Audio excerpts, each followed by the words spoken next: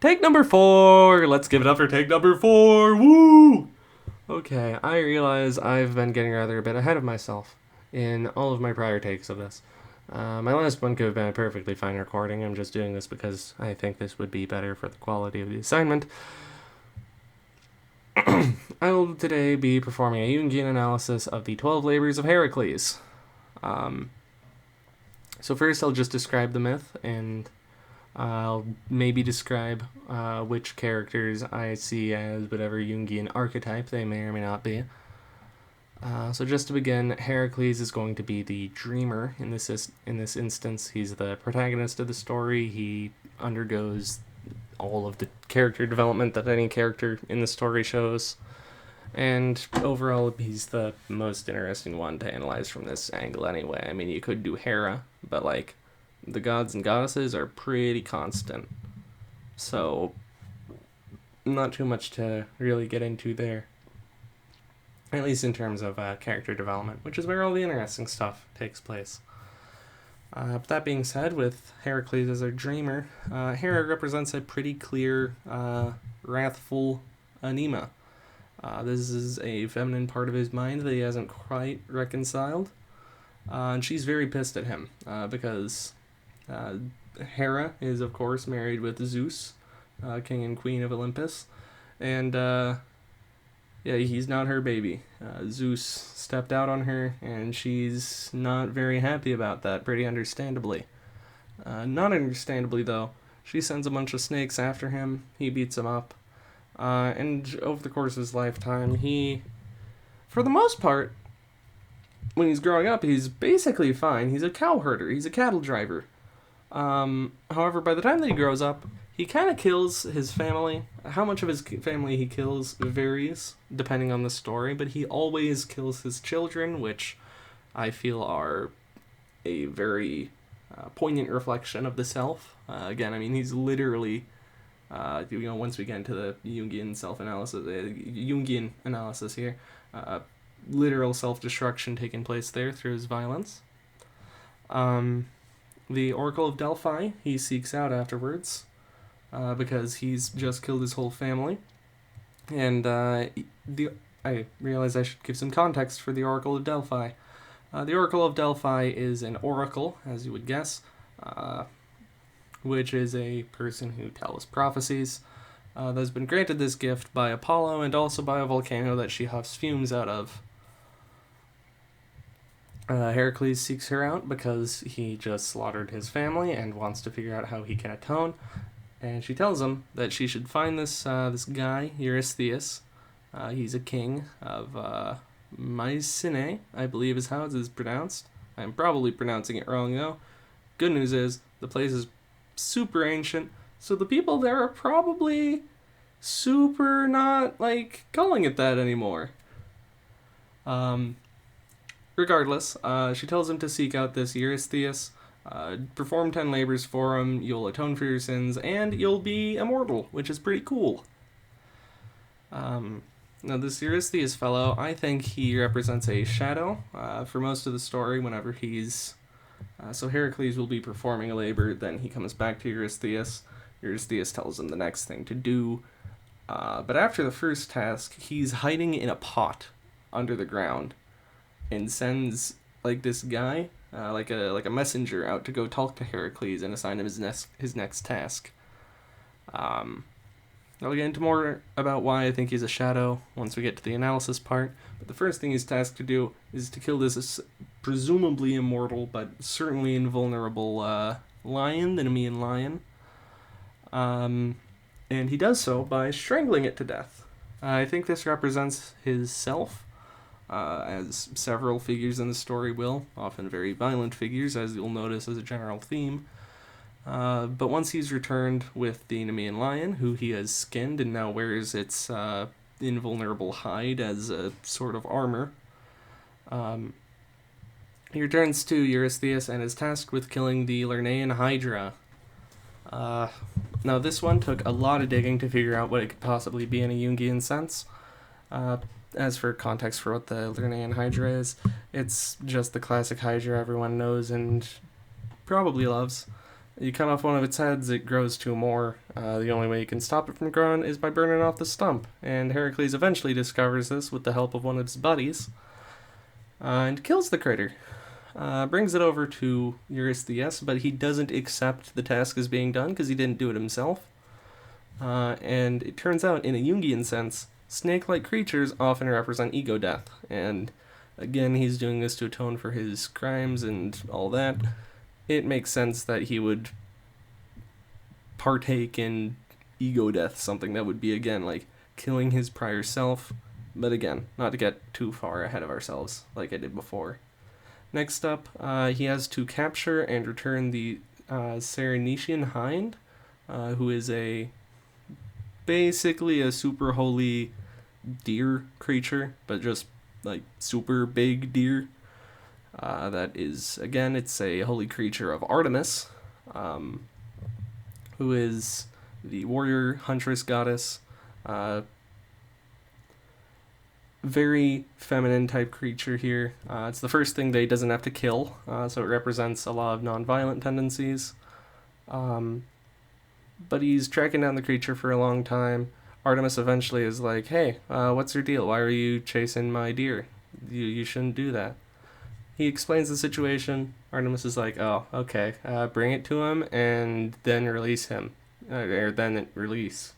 I don't know if the hind actually gets listed in the story, but I assume it's probably a her now that I say it aloud.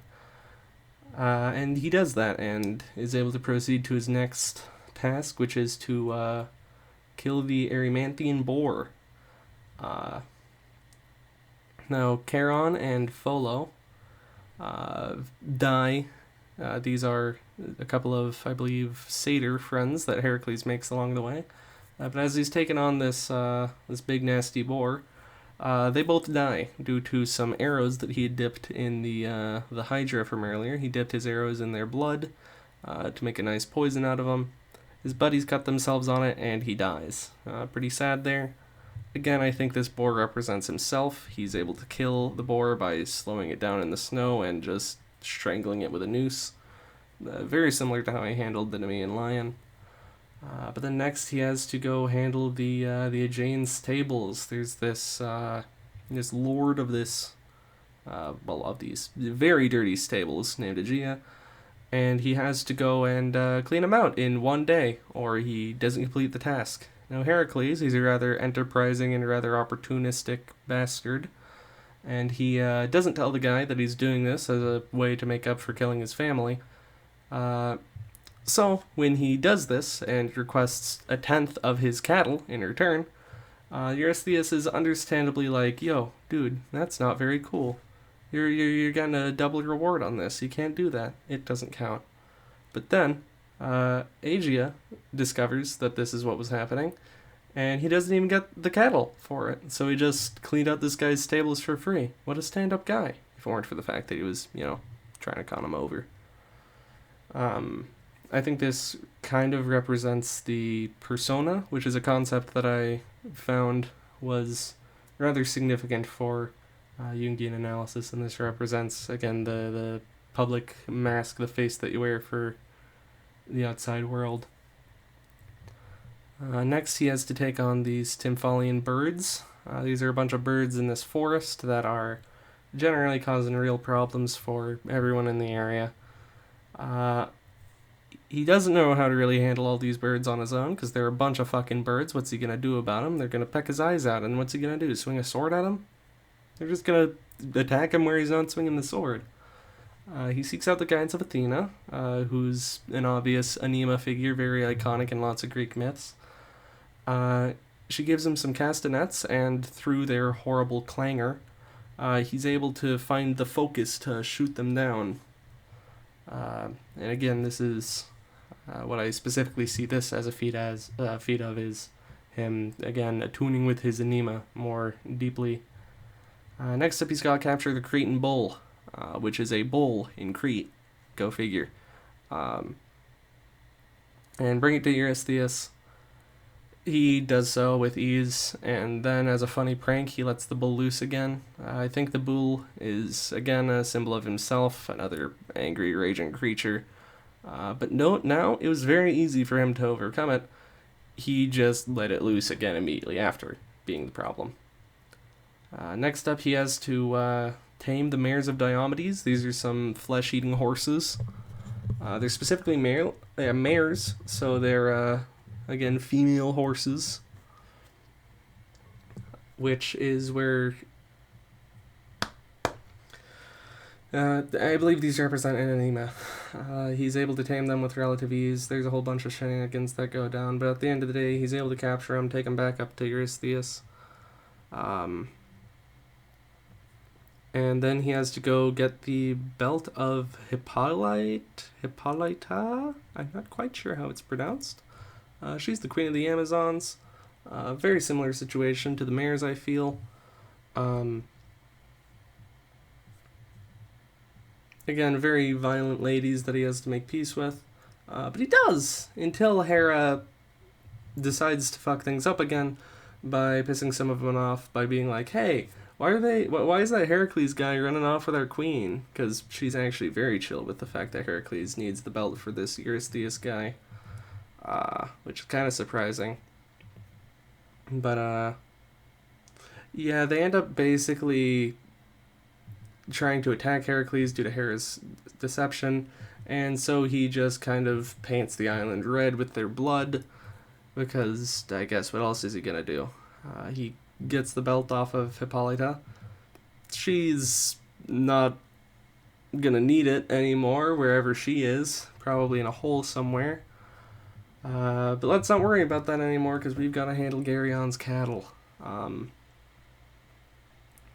Now, these would have been very tricky to deal with, but his arrogance by shooting at the sun is not unnoticed by the god of the sun, Apollo. And I feel that this represents a part of himself that he's able to, again, it's a part of himself, but he's no longer wallowing in continual shame, and he's starting to feel proud of his deeds. But next up, to contrast against the... Oh, right, and the Gerion's cattle, they're a bunch of red cows. That's basically their whole thing. There's a bunch of shenanigans where he has to escape from the place with the cattle, but he does, because he's got that, Oh, right, I didn't mention the whole thing with why he got rewarded by Apollo. He gets rewarded by Apollo with, I believe it's described as a cup. I think that's some sort of boat? I'm not entirely clear on it. I tried looking into it. It seems to be some manner of vehicle. So he gets, I don't know, let's say it's a RV to transport all the cows in, and he does with relative ease. And next he has to get these golden apples from this tree that is guarded by a really scary serpent creature. Luckily, he knows just the people to talk to, the Hesperides, the western sunset to Apollo's eastern sunrise. I have that written in my notes here. I was rather proud of that one. Again, I think this is, they're ladies, so I believe that they represent an enema. However, by now, he has largely made peace with his enema, and in following, they help guide him on his path to show him where to go. He has to fight against one of Ares' kids. He kills him, and then Ares gets pissed and comes to attack him. I think these represent self and anger and bloodshed and whatnot. But Zeus intervenes, stops further bloodshed. And he's able to kill the guardian snake with relative ease, showing victory over a serpent-like creature that again represents ego death, that he wasn't able to legitimately conquer before. Last but not least, he has to go and bring Cerberus back, take on Walkes to Eurystheus. Cerberus being the three-headed dog that belongs to everyone's favorite uncle, Hades, known for being an affable chap. He basically just has to restrain the creature with just his bare hands, and he's able to. I, again, believe that Cerberus, being, again, an angry, untamable beast that he has to take on with his physical might, pretty obvious self thing here. So just to run through everything here, I don't have much space left on my computer, so I'm going to try to make this fast. Representing the symbols here. So Eurystheus is a shadow. He hides himself all the time, and his birth was sped up by Hera so that he'd be the king of Mycenae instead of him. So he's a pretty clear parallel to Heracles. He's a cowardly, hiding guy that's telling Heracles to do all this stuff, whereas Heracles, he does. He is very bold, he's very out there. The Nemean lion is a symbol of the self. He was perceived as an invulnerable super warrior and kind of is an raging animal. He conquers his anger and wears its skin as a trophy, triumphant over himself and feeling truly strong. Again, the Hydra represents ego death, and he's able to partially overcome his old self, but it was largely with the help of others, and I don't know, I guess that this doesn't really quite register as a self-victory for him, so it's only kind of a moot point. The Cyrenician Hind, again, that's a Nema. Pretty straightforward test of his patience and nonviolent skills, and he's able to attune a bit more to it there, make a bit more peace with that. The Erymanthian Boar. This represents the self, but not necessarily in the anger way. It represents his recklessness, his rash actions, his reckless use of these poisoned arrows that kills his friends. And he kills the boar by literally slowing it down, cooling it down, strangling it out, just like he did the Nemean lion. He learns to chill down and to chill out and slow down, and to be more considerate of how he's impacting the people around him. Like, for instance, not throwing his kids directly into a furnace. The Aegean Stables, again, this is him, his persona. He's going on this quest, he's doing all these things to improve himself. However, he's instead now trying to profit from it by capturing these cattle and by he's trying to gain from it, when he's supposed to be doing this for the gain of his own self. And it represents how he needs to overcome his denial of his, how do I put this? He's trying to hide his true self and his true crimes and his, why is he doing this? What does he do? I don't know if I'm conveying this well. I hope you understand my point. He needs to atone for real, and he can't do that when he's doing these things for money. Athena with the castanets for these Stymphalian birds. Again, represents classic guidance, shows him some clarity, and again, more attunement with his anima. By attuning with this part of his brain, by sort of reconciling with it, he's able to do a lot better all around. He's able to find focus through his rage and through this horrible sound. And he's able to, again, conquer the birds with relative ease. And speaking of relative ease, now is coming the Cretan bull. Again, he's conquered symbols of his anger time after time after time at this point. He captures the bull, but he still lets it loose. He still doesn't quite have control over his anger. Well, he does, he just doesn't... He kind of lets it run free in a lot of ways. The Mares of Diomedes, again, this is making peace with a wrathful anima this time. As he's trying to fully integrate these two parts of his brain, he's having to make peace with, it's just... It's a very bloodthirsty part of him, as shown by the fact that they're literally flesh-eating horses. And he's literally trying to make peace with female aspects of his psyche he, again, hadn't quite yet rectified. And this same motif carries over to Hippolyte. I'm not quite sure how it's precisely pronounced, but again, luckily, she dies during the story, so...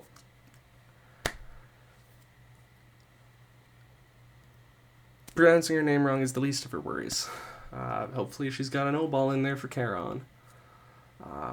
The same deal, just with people this time. More poignantly, they're warriors now instead of just animals, but it's a very similar thing.